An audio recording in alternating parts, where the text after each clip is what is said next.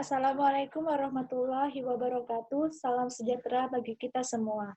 Perkenalkan, nama saya Candi Setura. Saya mahasiswa dari Program Studi Pendidikan Kimia, Fakultas Keguruan dan Ilmu Pendidikan, Universitas Maritim Raja Ali Haji. Yang terhormat kepada Ibu Fitria Horunisa SPD MED, selaku dosen pengampu mata kuliah Perpustakaan dan Seminar Kimia, dan tidak lupa pula kepada audiens yang telah menonton video saya pada hari ini.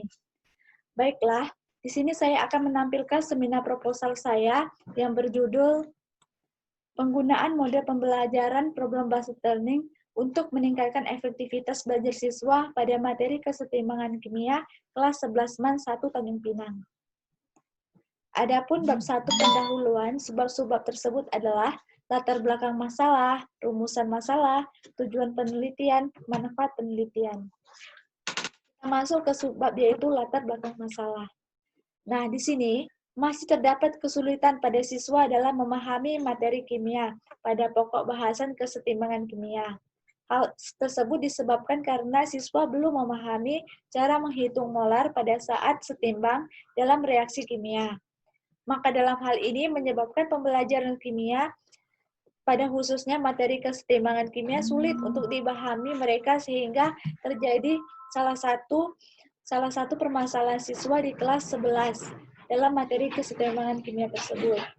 Jadi, dengan melalui model pembelajaran based learning ini, diharapkan mampu meningkatkan efektivitas belajar siswa kelas 11 pada pokok bahasan kesetimbangan kimia. Oleh karena itu, saya mengambil judul Penggunaan Model Pembelajaran Problem-Based Learning untuk meningkatkan efektivitas belajar siswa pada materi kesetimbangan kimia kelas 11 MAN 1 Tanjung Pinang. Kita masuk ke subbab selanjutnya yaitu rumusan masalah dan tujuan. Adapun rumusan masalah yang telah saya ambil yaitu bagaimanakah efektivitas model pembelajaran problem-based learning atau PBL pada konsep kesetimbangan kimia terhadap hasil belajar siswa pada kelas 11 MAN 1 Tanjung Pinang. Adapun tujuan yang berdasarkan rumusan masalah tersebut adalah dalam penelitian diharapkan siswa kelas 11 IPA dapat meningkatkan efektivitas belajar siswa melalui model pembelajaran problem-based learning PBL pada materi kesetimbangan kimia. Kita masuk ke subbab selanjutnya yaitu manfaat penelitian. Nah, adapun manfaat penelitian bagi peneliti sendiri adalah diharapkan dapat meningkatkan pemahaman terhadap model pembelajaran problem-based learning atau PBL, dan bagi sekolah, khususnya pada MAN 1 Tanjung Pinang itu diharapkan menjadi bahan masukan guru-guru dalam memilih model pembelajaran ataupun metode pembelajaran yang paling tepat. Dan bagi siswa itu sendiri adalah diharapkan nilai-nilai hasil belajar dapat meningkat, khususnya pada materi konsep kesetimbangan kimia. Kita masuk ke bab kedua, tinjauan pustaka. Adapun subbab dari tinjauan pustaka ini adalah yang pertama landasan teori, yang kedua penelitian yang relevan, yang ketiga kerangka berpikir, dan yang keempat hipotesis penelitian. Adapun landasan teori yang telah saya buat, di sini saya menjelaskan tentang pengertian model pembelajaran PBL, model pembelajaran PBL, karakteristik dari PBL, tujuan pembelajaran PBL, tahapan pembelajaran PBL, langkah-langkah PBL, dan materi kesetimbangan kimia. Kita masuk ke penelitian relevan.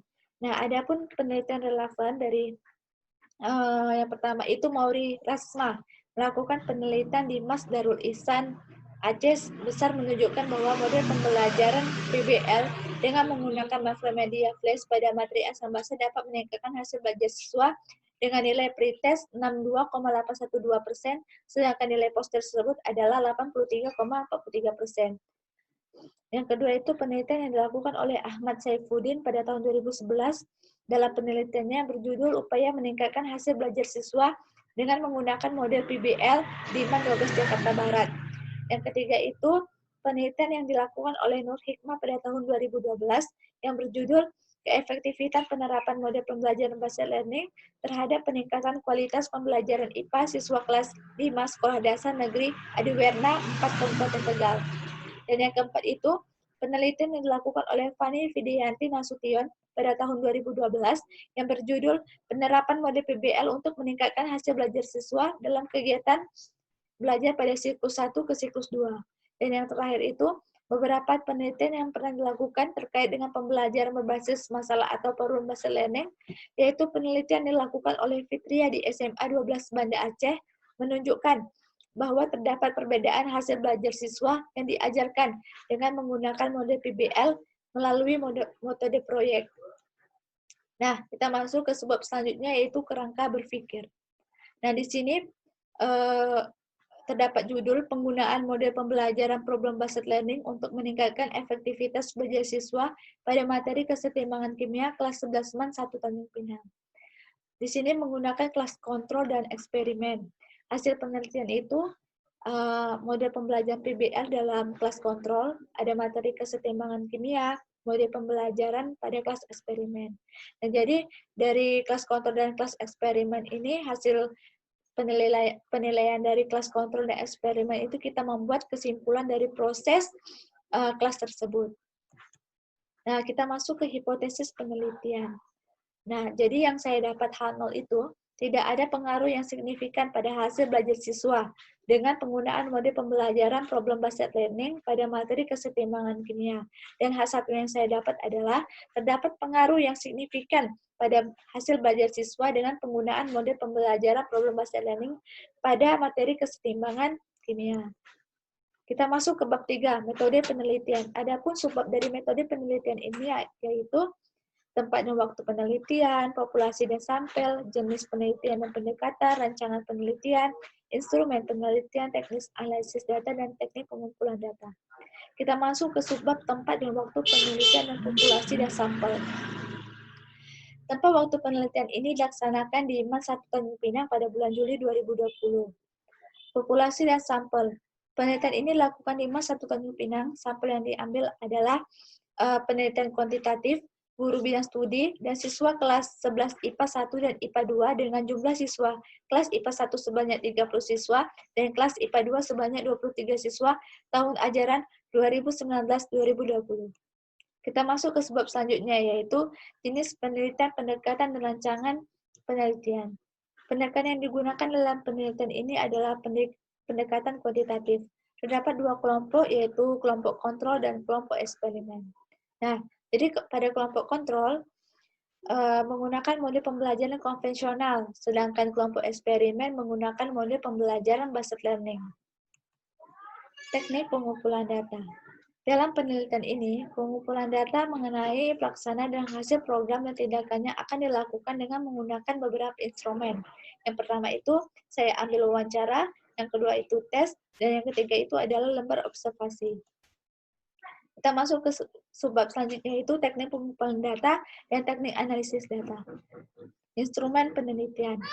Jadi teknik analisis data mengenai pelaksanaan dan hasil dari program tindakannya akan dilakukan dengan beberapa instrumen, diantaranya silabus, RPP, untuk kelas eksperimen menggunakan model pembelajaran problem based learning, dan untuk kelas kontrol menggunakan model pembelajaran konvensional. Teknik analisis data. Analisis data yang digunakan dalam penelitian ini adalah analisis induktif. Misalnya, apakah terdapat pengaruh yang signifikan pada hasil belajar siswa dengan menggunakan model pembelajaran based learning dengan menggunakan analisis UJT parsial. Itu saja yang dapat saya sampaikan. Lebih terkurang saya mohon maaf. Saya akhiri, wabillahi taufiq wa hidayah. Wassalamualaikum warahmatullahi wabarakatuh. Dan terima kasih.